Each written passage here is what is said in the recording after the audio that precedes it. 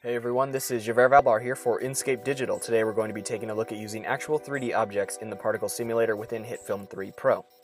If you don't know what Hitfilm is, it's a visual effects compositing software created by FX Home. If you like this tutorial, feel free to check out the trial version of the software at hitfilm.com/demo. The example I'm going to be creating today is a fleet of biplanes, but you could use this technique for things like an asteroid field in space or even a cityscape of buildings. To get started, I'm going to create a new composite shot, and first thing I'm going to do is import the 3D model that I'll be using for the particles. This is a biplane model I got from TurboSquid, but obviously you can use whatever model you choose. Once it loads, I can look at it from all angles and make sure everything looks good. The only thing I'm going to change here is the wheel color. I'll do that by heading over to the Materials tab, finding the relevant material, and adjusting its properties. I'll hit OK, and now the model is a media asset we can use later. Next, drag the particle simulator from the effects panel onto the timeline. Create a camera from the new layer panel, and now you have your default simulation.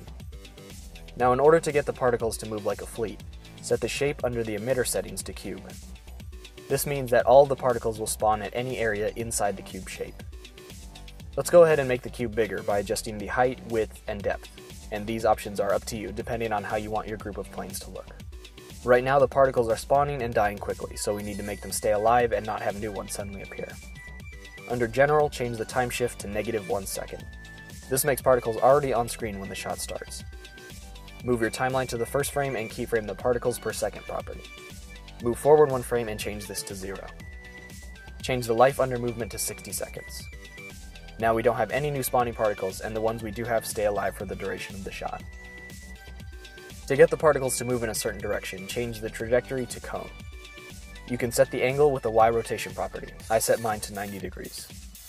The radius property controls how off course the particles go when they move. I set this to 2 or 3 just to have a little bit of variety.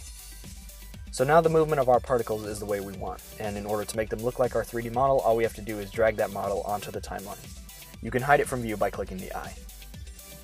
Next, under Appearance, select Layer as the texture source and the model layer as the source layer. Any changes you make to the original model layer will affect the particles, like rotation. To make all of the models have the same color as the original, change the color source to texture color under Appearance. So now you have your fleet of biplanes, and you can change different things like speed or rotations per second in the particle system options depending on your project. But let's say you need a sky background to put them against, one that reacts to something like camera movement in a realistic way. I have this picture of storm clouds here. I'll import that and drag it to the bottom of the timeline. Apply the Environment Map Viewer effect, and for this certain picture I'll set the scale to 50% and the scale ratio to 2. If I use the Orbit Camera tool here, you can see that it has a really cool 3D motion that gives the impression that the clouds actually make up the sky behind the planes. Let's make the scene look a little bit more realistic. Creating a 3D light from the new layer panel affects every single one of the models in your simulation, and with the right positioning can add nice looking shadows and depth to your projects. Next, I'll create a grade layer on top of everything. Any effects I put on this grade will affect the layers below it. The first effect I'll add is Shake. I tend to turn the amount and speed down to get a calmer look, but I also duplicate the grade layer and put it directly above the clouds. If you change the seed setting, which generates random variants of your effect, it'll make the sky and plane shake with different motions and speed. Then I'll add a glow with a high threshold and radius. Threshold meaning that only the brightest parts of the image will get the glow, and radius meaning that the edges will be feathered. On top of that, I added lens dirt. To help the planes blend better, add the light wrap effect directly onto the particle simulation, and set the source layer to the clouds. This takes the color from the cloud layer and bleeds it onto the edges of the planes, making them blend better against the background. Some other elements to help with realism include 3D rain, which at first needs positioning and resizing to cover the whole area. There's also the rain on glass effect, which adds visible raindrops on the camera lens. And now at this point, it's just a matter of your personal style for how you want the final product to look. This was just a basic setup of the particle simulation, with some tips on how to make it more realistic.